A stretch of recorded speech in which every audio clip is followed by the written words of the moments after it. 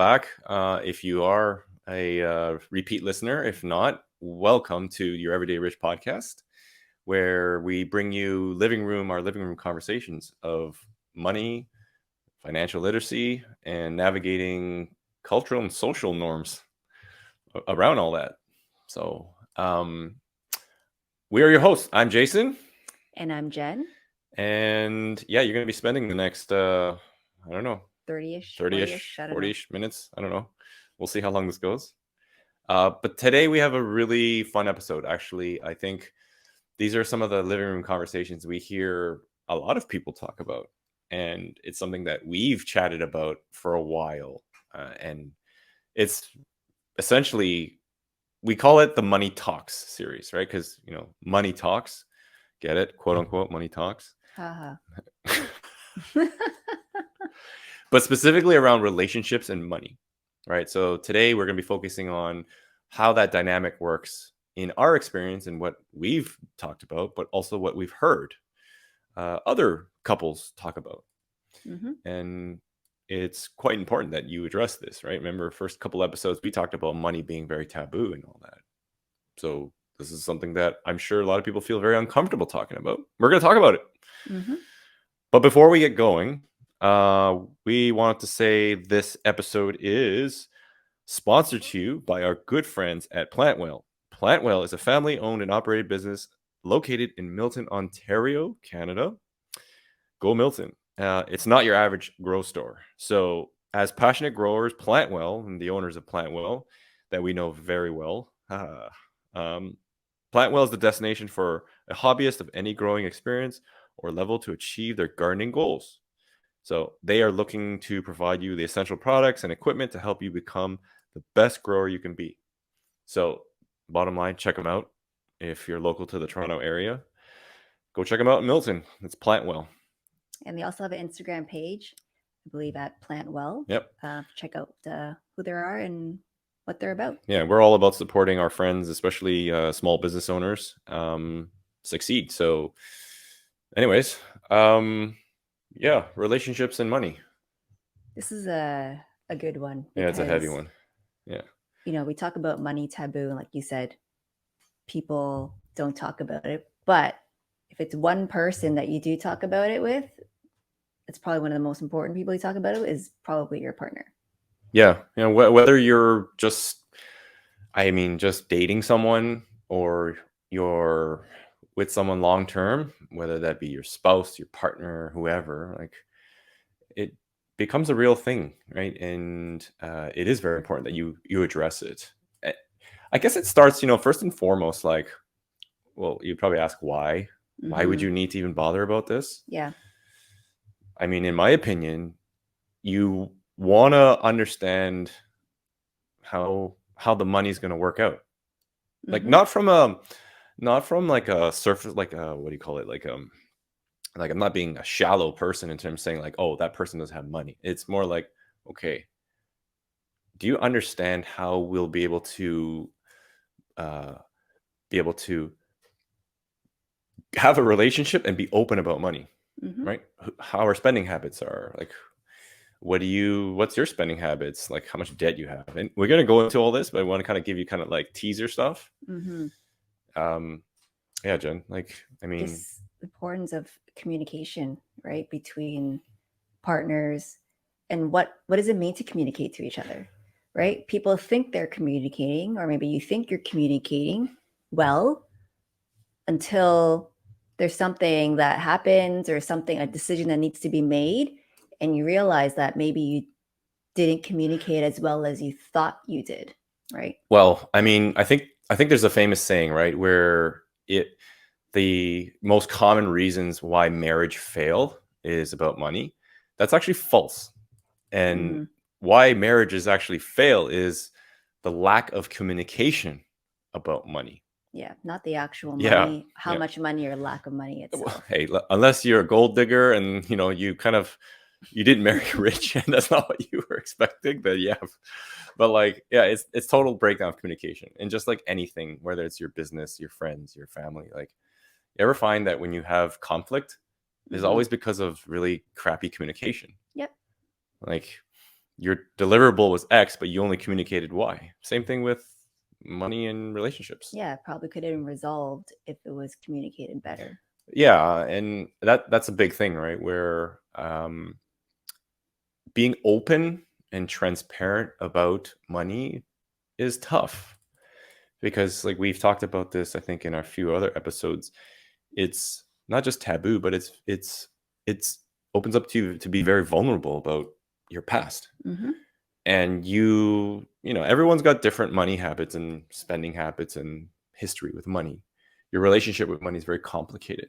Mm-hmm. It's tough to be able to share that with someone, even you're dating someone. Yeah. To say like, hey, you know, I made some poor spending decisions, Or good. and you know, I'm embarrassed to share that. But that's the thing about communication. To make something last, you really got to be open about that. Well, that's part of being in a relationship in general, right? You share the good part and the bad parts, right? So Agree. So I what guess what? So what do you think should be communicated, let's say when you're with somebody, about money? Well, I mean, you got to lay everything out on the table. So really anything, right? I mean, I think the hard part first is, even before you get into your past, is just, okay, how much does everyone make? Mm-hmm. How much does everyone make? Yeah. What do you make? You know, whether it's minimum wage, whether you're like high six figure earner, I mean, that matters, because that can establish a baseline of like, okay, well, this is how much money collectively we can bring in. Mm-hmm. And then you can start planning out what to do with that money. But that's what I would start out with, like, obviously what you make. And the other side is essentially, what debts do you have? Mm-hmm. Because that's the big demon, right? Where That's the big one. that's the skeleton in the closet, where I think a lot of people want to hide. And there's no shame in hiding this stuff. Like, you know what? Like, if you've had debt before, like high interest, bad debt, credit card debt, you know, a purchase that just was ill advised at the time, because you know, we're all young and dumb at one point, or a poor investment, or whatever, investment that goes poor south. investment. Yeah. It's very important to bring that to the table as well, because you know, you bringing it to the table now really prevents any contentious issues down the road, Mm-hmm. right? Because then you don't want this point where it's like 10 years later and you find out, what the hell, you're like 100 grand in debt from your student loans, or like you, I don't know, bought a timeshare or some crap like that. Like, I don't know. Mm-hmm. Right. And yeah, just stuff like that. Right. So I think that's where I would start. Just being transparent. I think the other thing is and I think it's something that you can talk about, but is also to observe your partner's money habits as well. Sometimes it's hard to talk, like it's hard to, I guess, relay your money habits. It's really how you show them, right? Like, habits aren't something you write. I guess you can write them down, but you know what I mean? Like, you don't, hey, these are my money habits. Like, on a date, you're not going to like, these are my money habits, right? It's not something that you kind of just talk about, but you show it, right? By how you actually live your life, how you actually spend money when you guys are out together. Right? Oh, this is so true. Yeah. Like, it just things like, I mean, smoking is an example, right? Like, smoking is still a thing. It's obviously not healthy, in my opinion. However, those are habits that actually over time add up to a lot of big expense. Mm-hmm. Even though we think that, oh, it's just, you know, he smokes or she smokes, but you know, you add $20 a pack or whatever it costs now, over like 3 packs a week or something. Those little tiny incremental expenses add up. Or something like, they love to buy clothes, or they like to eat out a lot, Mm-hmm. or you know, they have a really hefty car payment, or they just really like nice cars. I don't know, like, like you said, Jen, right? To observe Those everyday behaviors we have. Mm-hmm. And there's nothing wrong to say that. It's just a good observation to be aware of. Yeah. When you're in a relationship. And do they align with yours? Yeah. Right? Yeah. Because if it doesn't align with yours, and let's say you do have an issue with their spending habits, if you have an issue today, you will have an issue 5 years, 10 years down the road. Oh, hell yeah. So address it now versus later. And not to say, oh, go dump the person the second you find out something you don't like. Okay, but you can if you want, but it's up to you. But don't be so shallow like that. Yeah, like if there's no one's perfect, right? So, Yeah. but if there is something, a habit that maybe that does bother you, that you'd like that person to work on or change, be open about it, be honest about it, and see where it goes from there, right? Yeah, that's the thing. I think transparency, right? Being transparent about it, about whatever issues you've had with money in the past, and you know where you both aligned to go to is really important. It's just that whole alignment thing. So in order to be aligned, you need to understand both sides of the picture. So I think being open and honest about it and being frank, like just having that conversation and laying it out, is the first step. First start, big start. And that is a big, hard step to take. But if you, in my opinion, you know, you want to avoid those being a statistic of, you know, divorce and the money. worst thing you can say is like, why are you doing this? And then the person's been doing it for, let's say, 10 years. And all of a sudden you bring it up 10 years later. Well, I think it's also this goes into, like, I think point 2 that we're going to talk about with aligning goals. When you align goals, like you're sharing a common belief or a common a common belief that you're working towards. The same goal. It's the same goal. And if you're not on the same page because someone's hiding something, there's a trust problem, right? Yeah. And in any relationship, what's the foundation of any relationship? Whether it's the love part or the money part, it's trust. So if you can't be transparent about it, that's inadvertent. In a way, you're actually being untrustworthy, which seems bad. I mean, it's not like you're meaning to do that, but that's just the byproduct of not being transparent. And especially if someone, you know, you look up to or love and want to spend a long time with and do life together, you better be damn upfront with them. Yeah, because that's the whole thing. Or you don't want those demons to be uncovered down the road, because the longer it goes on, the harder it is to rectify. And really, I mean, just explain it. Like, how do you explain that? How do you explain? But like, oh, by the way, I've been hiding this money thing for 15 years. That's a big deal. Like, shit, you're gonna become a Bernie Madoff. Like, yeah. Well, I hope not, but okay. You know what I'm saying? Like, but yeah, I mean, if you've never heard of Bernie Madoff, like one of the most famous Ponzi scheme, and this gentleman lived his life living as a fraud, like raised billions of dollars, but he went to sleep knowing that he was a fraud. Anyway, it's total sidebar, but like that's kind of, you know, maybe not the same magnitude, but you know, when you're in a relationship, like stuff like that is important for you, so you should take it serious. So when do you think you should have that conversation?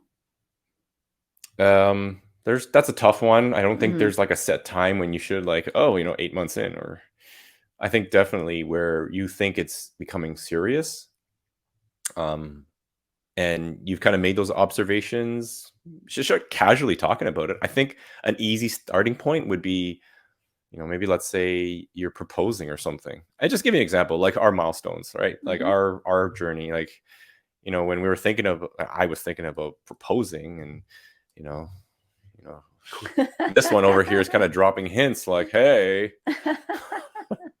you kind of look at the money equation. You're kind of like, okay, well, all right, how am I going to afford this ring, right? So then you kind of start going through that. And we casually had conversations about, like, okay, well, if we get married, we don't have to, but I mean, we're going to move in together. Okay, what does that mean?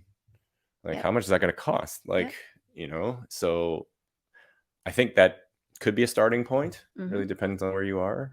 Yeah, I think, like, for me, it would be when, like you said, when we start to know that you do want to spend be with this person in a long-term relationship, right? You do want to build a life with this person, right? That's, I think, when the time is to have that conversation.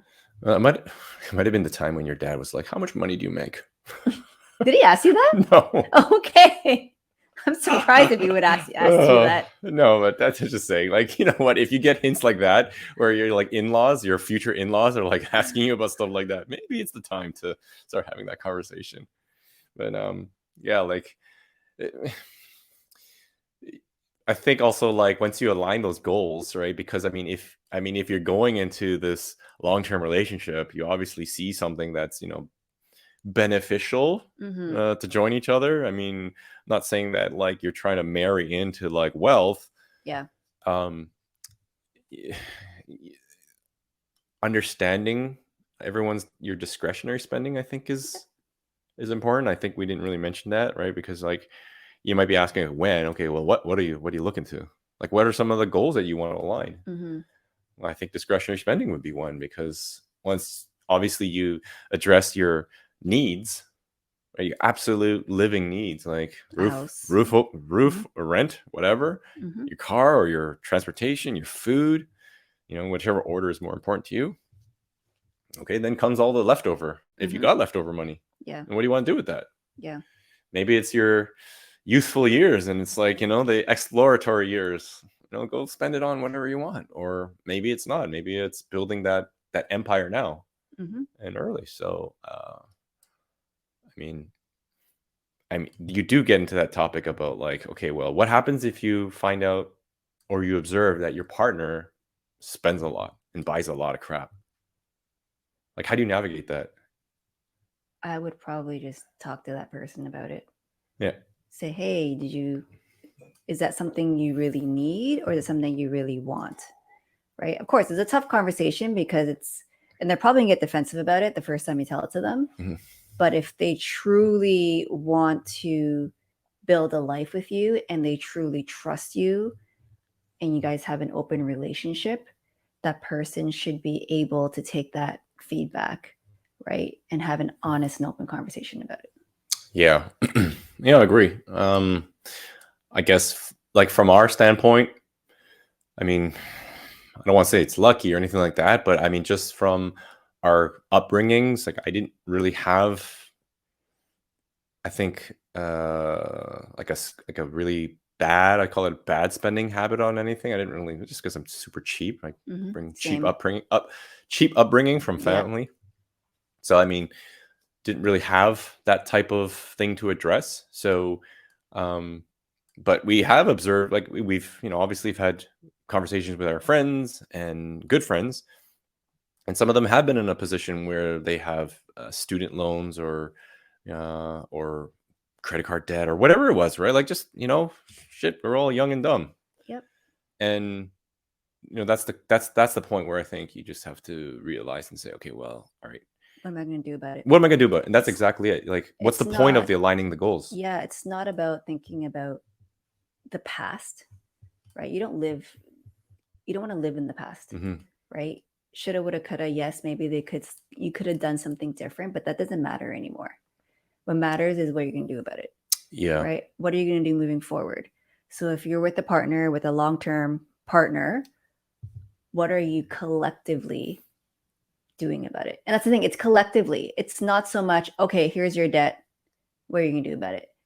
Right? I feel like when you're in a relationship, that's where the communication, right? It's not just your debt, because now I almost feel like it's our debt. It's our aligned goals, right? Because if you say, well, let's say you had $100,000 in debt, it's like, okay, well, what are you going to do about it? That kind of already draws a line in your relationship.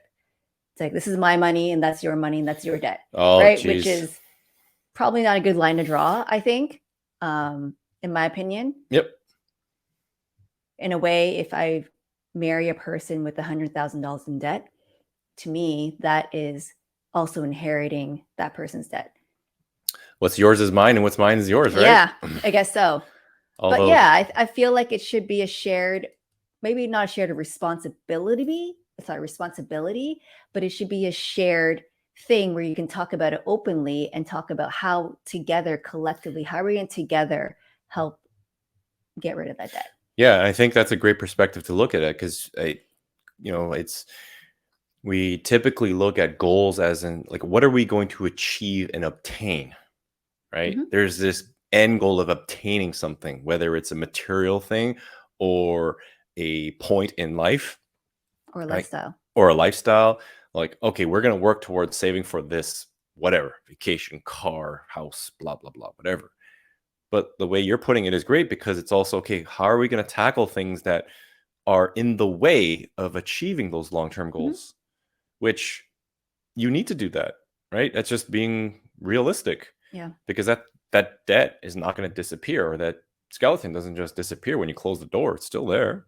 Like, it's not like you had $100,000 of debt, and then for whatever reason, I'm able to save $10,000. I can go on vacation. Well, Yeah. I'm going on vacation by myself. Yeah, Well, yeah. no, like Yeah, come you on. want to go on it together, right? So then, you know what I mean? Like, we got to work together Yeah, to remove it so you guys go together on vacation. exactly. It's the whole shared goal. So, this ain't the Biden administration where it's going to have loan forgiveness or like debt forgiveness. So, I mean, it's exactly it. Just what are we going to do together to get through this, right?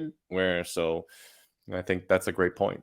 And I've also heard the topic about where, okay, now you're dating someone, you're looking to get serious, and whether they have debt or not or whatnot, but then you have this discrepancy of, well, my partner makes more money than me. One person will always make money. Right, of course. But what are the chances of you guys make exactly the same amount? I don't know. You might be working at the Gap together or something like that. I don't know. I'm just saying. I mean, yeah, it's true. You'll never. This is the thing. It's not a competition, right? So when you're aligning goals, like when we were looking at our situation, at some point, and we discussed this in a previous episode, where it was like, the amount of money you bring in. So if you're an entrepreneur or you're 9 to 5 T4 income, like, you're always going to be somewhere like this. It's always changing, right? But the idea is for you to, like, obviously keep. I'm looking at the camera. Can I do Not that? everyone's watching the YouTube video. I know. So like everyone on audio is like, what's he doing? I'm just doing things with my hands right now. But it's like a linear scale, right? You're trying to or a hockey stick. You're trying to hockey stick or linear, grow your income. And if you have two lines on there, they're always going to fluctuate, like your income and your partner's income. But it's not about like saying, oh, well, she or he makes more than me.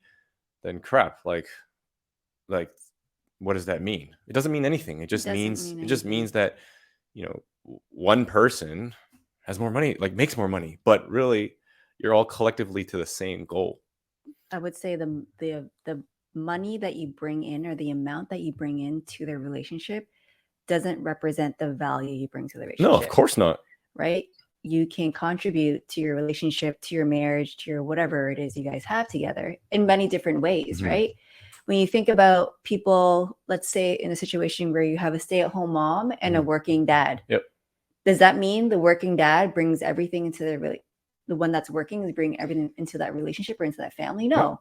Like, everyone's doing their part, right? So it's not a competition, right? Who brings in more money? Yeah, and here's the real deal, right? Like, my parents, my dad was the breadwinner, and my mom at some point, they made a decision that she didn't have to work. So she became a quote unquote stay-at-home mom, which I've heard people tell me that it is one of the greatest duties that you can have as a parent. Like, you get to see your kids every single day, like a lot, but there's also a lot of responsibility now. But back in the day, that was a very traditional dynamic to have a stay-at-home parent or a stay-at-home mom. Dad works, mom takes care. So, and it's true. Like, I look and reflect back at that now. It's like, yeah, even though my mom didn't bring physical income, there was this intangible value that she brought together. That's right. For the family. Yep. And if anything, she's like the matriarch. Like, she's the one that controls the shots. Like, I don't know about you guys, but if you have moms, the moms who calls the shots. It's not the dads. So, and there was never that, well, I've never observed that argument about like, well, I work so hard to bring money in and you don't work. Yeah. So you should be grateful or thankful. Like, that's a toxic attitude to have. And it's a shame, because I'm sure that happens. But you know what? If you're aligned with your goals, your collective goals, that's really where you should be Well, that's ultimately. why it's got to be as a Collective. Yep. right? It can't be here are my money goals and here are your money goals, because if you separate them out, that's where you'll probably run into problems. Yeah. And if you guys are Star Trek fans, it's like the Borg. We are the Borg. We are one. That's the whole point. You are a single entity, right? Yeah. That's it. So, So what type of money goals do you think partners should align on? what do you think? Why don't you think? Well, I think it would be, there's the first thing that's easy is what are your living expenses, right? So those are kind of things like rent or mortgage, whether you own or you rent a place, right? Things that you actually, like you said, the food, the shelter, car, right? Things that you actually need to live your everyday life. Things for your kids, right? If you have children. So that's one bucket. And those are kind of things that you can talk about. How much is realistic? Number one, are we going to live in New York City? Or are we going to live in suburbia? Right. So those are the kind of discussions that you should have, because your needs and your living expenses can vary from one place to the other. So that kind of establishes where you're actually going to live. Yep. Right. Because if you're not aligned on that, one person wants to live in New York City and you're spending obviously a really large amount of money on rent versus living outside of the city, which could be a lot lower, right? So aligning on that, I think it's really important. Yeah, and that's the base. That is your base expense. Yeah, just so here's a story we can share. I mean, when we were looking at this, right, we were looking, obviously, trying to navigate. Okay, well, what is this? What are we going to do about our expenses and everything? And we're going to get married. We contemplated that. Like, where do we stay? Where do we live? Right? Do we live in the large city still where we grew up? Or do we go into the bigger city? Do we go downtown, or do we go to suburbia? So just for people who don't know, we both grew up in Mississauga, which is a bit, I would say 30 minutes west of downtown. Not even, well, yeah, now it is probably. Before 15 to 30 minutes west of downtown Toronto. We both grew up there. Both our parents live there, still living there right now. And at that time, I think when we were looking at moving in together, I think the houses were about what, 700? Yeah, 600? 7, high 6, low 7s. And this is like, I don't know, 12 years ago. So something like long that. story short, it was just way out of our budget for what we were trying to plan for. And even though we love the idea of staying closer to our parents and, obviously to a neighborhood or a community that we grew up in. And is well developed. Everything's there, right? Like your Walmart's there, Home Depot, everything, like Costco. Bubble tea. Oh my, sure, bubble tea. All the food options, like everything.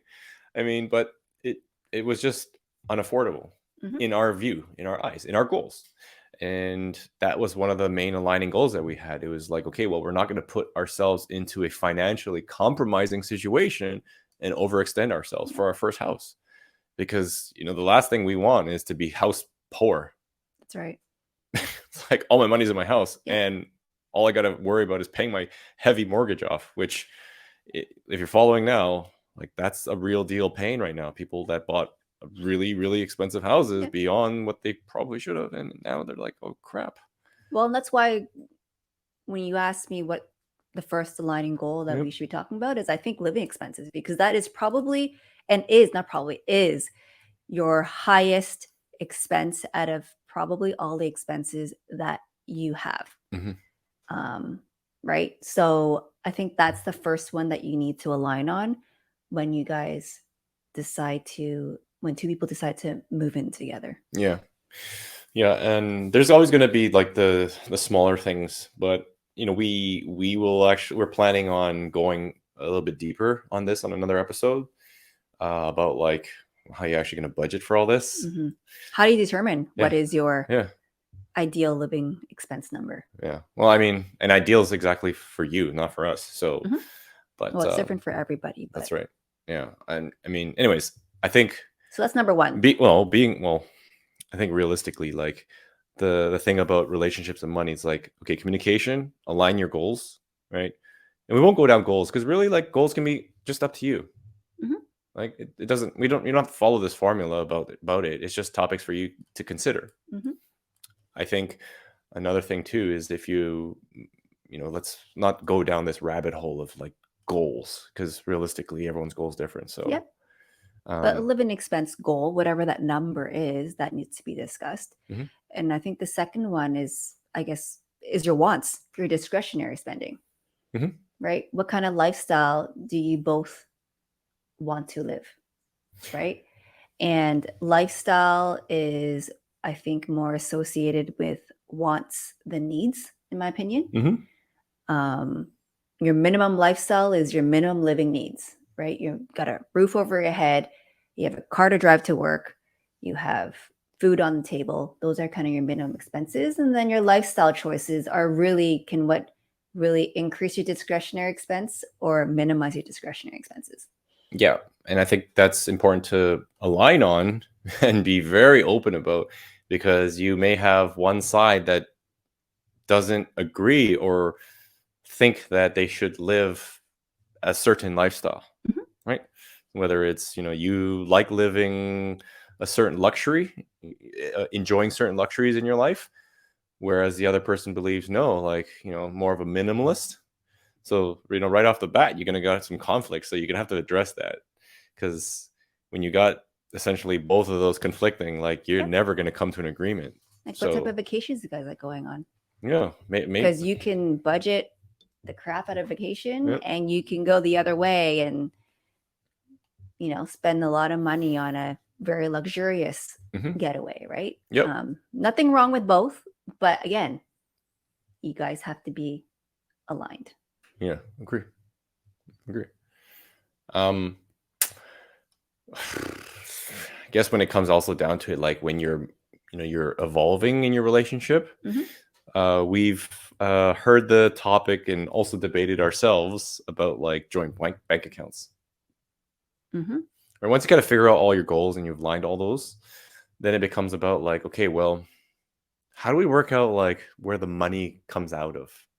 Money coming in is easy, right? You can deposit whether like any bank account, but how do you end up like figuring out, okay, who pays for what, or how do we pay for it? Mhm. And that's always a point of contention that I found. And I don't think there's a right or wrong there's no right or answer. wrong. No, definitely not. But there's always content. It feels like there's contention around it because, like I said, if you're not aligned earlier, it feels like, oh, back to the whole like, oh, this person makes more money. Maybe they should pay for that more. Or, I can't, it doesn't make sense. It's not fair for me to pay for this much. Mhm. So, I mean, like, how would you cover this? Like, I think there's only contention if there was not a conversation or where there was a lack of trust or there is a lack of I won't say lack of, but there's things that the couple or the two people are not telling each other, right? In my opinion, I mean, this is how we do it. There's no right or wrong answer. We mhm. actually have a joint bank account. We do not have separate bank accounts that we actually use on a daily basis, let's right? caveat that. So we do have separate bank accounts in our names, obviously, that Yeah. we still can use on a day to day. We do not. Hmm. From a tracking and just pure simplicity and efficiency, everything goes into one bank account. Everything comes out of one bank account, Yep. right? And you don't have to do it that way. But like Jen said, like the way we set it up was that we felt it was easier to do that because we laid everything out on the table. Like Yep. there's nothing for us to hide. And we just said, okay, what's the easiest way to do this? Just put it all in Just one. put it all in one Because because you're not hiding anything. Because for us, at the end of the day, regardless who makes more Yeah. money, the goal, the overall goal of what we want to say, what we want to invest is the same, Yep. right? So let's say, throw in some numbers, you bring in like, I don't know, $6,000 a month, right? The goal is to save a percentage of that, Mhm. right? Collectively, let's say we bring in 6,000. Collectively, our goal is to save a portion of that 6,000. So it doesn't really matter where it comes from. Yeah. And because the goal is aligned. Yeah. And this is, I guess, just some tips, right, that we use is try not to look at from a dollar perspective, right? Because obviously someone that makes more income can relatively put more money in it. So if you say, hey, our housing costs, whatever expense is X dollars, let's call it $1,000 for easy math, right? It's not like you have to put in 500 and 500 because that's definitely not fair now, right? It should be a percentage, right? Percentages are all easier. So it's like, okay, if a person makes more money, then yeah, it makes sense for them to put a little bit more money into it. But if it's coming out of the same pocket, then really, what does it matter? Right? It really doesn't matter because you're not here competing and fighting and saying, well, all the leftover money, I get to take more because I make more and you make less. Like, that's not the right viewpoint or way to approach it, because then you're creating all these other challenges by putting these restrictions on yourself and saying, well, because I make more, you can't do this. And it goes back to the whole, like, okay, guys, are your goals aligned? That's right. Because clearly, if that's still a contention or contentious point, your goals aren't aligned. Yeah.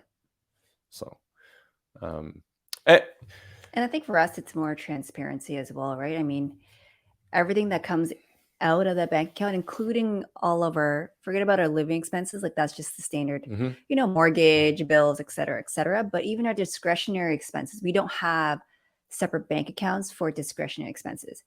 If I go and, I don't know, go buy something at Sephora. What do you mean if you go? What do you mean if? So if I go and buy something at Sephora, it comes from that account.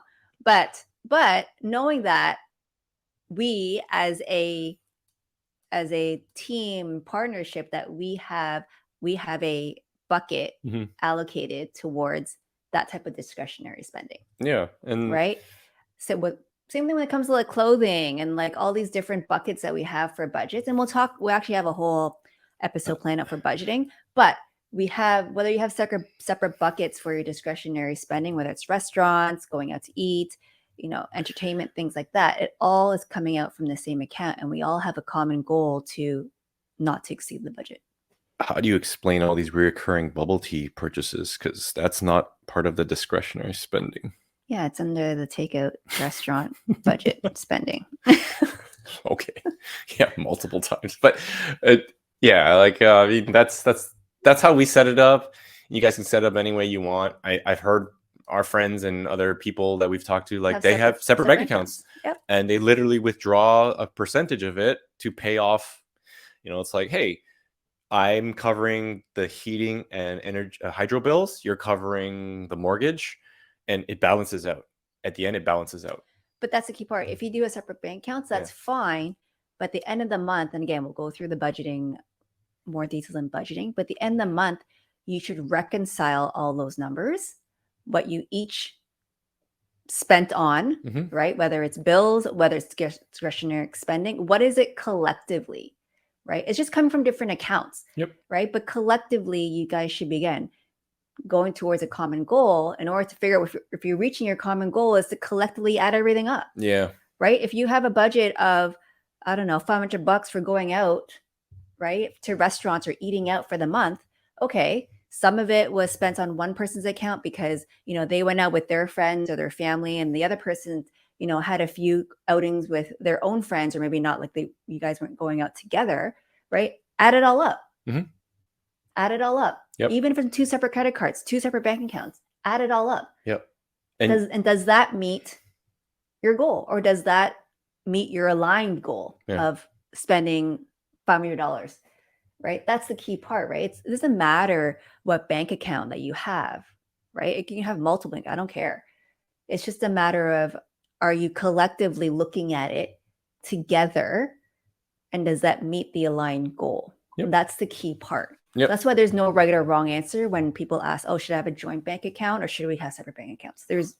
I don't think there's a wrong answer. Yeah, it's really up to you. Like, however complicated you want to make it or how simple you want to make it, you choose. as long as you're able to track it and figure out, okay, well, like, where's the money coming in, where's the money coming out. So I mean, as long as you're not hiding anything. That's the thing. There is right a wrong way to do it, which is hiding. So do not hide. If you hide, then go back to the very beginning of this episode. If you still think, oh well, I have to hide it. Separate bank accounts shouldn't change any communication, right? Yeah. Regardless of whether you take the money from account A or account B, at the end of the day, the other person, right? You should be open with your partner as to like how much discretionary spending was done that month. Communication is the ace. It's the trump card, right? Like you have to put that first and foremost, then work on your aligning your goals and figure all the details in between. And then even after that, the whole bank account thing is like last. Like that is the last thing you should be worried about. So just for me, like when I reconcile accounts, it's just easier when it's less of them. Again, that's why there's no right or wrong answer. That's just my preference, because when I do start adding all the numbers up, it's just easier to grab from a few accounts than multiple accounts. And here's the thing is that when we started this, there weren't all these like fancy apps and tools that we could use that they are now, which really you could have 100 bank accounts and it reconciles everything for you. But even we've kept that habit of doing it like that. And now the tools just make everything easier for us. So really, we haven't had to change anything. If anything, it's made it even easier because there's fewer accounts to reconcile. Yeah. So, I mean, I think that's pretty much the bulk of it here is like, we want to have these money talks series, because when you hear about these things, like these living room conversations, who do you talk to about them? And really, when it comes down to it, like money talks, whether it's money speaks louder than words you need money to do something, but you also need to understand money to figure out how to do that, whether it's your relationship, whether that's your future goals, your financial goals, your wealth. So, it's just a play on that whole term money talks. And if you have found value, I think what we would like to ask you guys, we don't go out and say like, oh, we hope to get all this sponsorship. Maybe one day we will, right? But shout out to Plantwell for this one, right? But we ask you that you pay the fee for us, right? And the fee doesn't cost anything to you. The fee is if we talked about something that made you think, that made you realize something or could help you, leave a comment, rate us, share it, share this episode, share the show, because that's how we want to be able to get these living room conversations with other people like you and us going through this whole thing, trying to figure this crap out. Yep. Right. That's so that's all I ask. I don't know. That's all I ask. So I hope if it's one thing that you took away from this episode is have that talk. If you haven't already, have that talk. Communicate, align your goals. And just open one bank account, okay? Just make it easier on yourself. Stop this like multiple bank accounts. You guys aren't corporations. There's no need to have the separate liability. But anyways, thanks guys, appreciate it. Stay tuned. Thanks for tuning in, and follow us on Instagram, the Boomer page, Facebook, at Your Everyday Rich. And see you next time. See ya. Peace. Everyday Rich podcast is presented solely for general informational, educational, and entertainment purposes. Any such information or other material should not be construed as legal, tax, investment, financial, or other advice. It is not intended as a substitute for the advice of a qualified professional.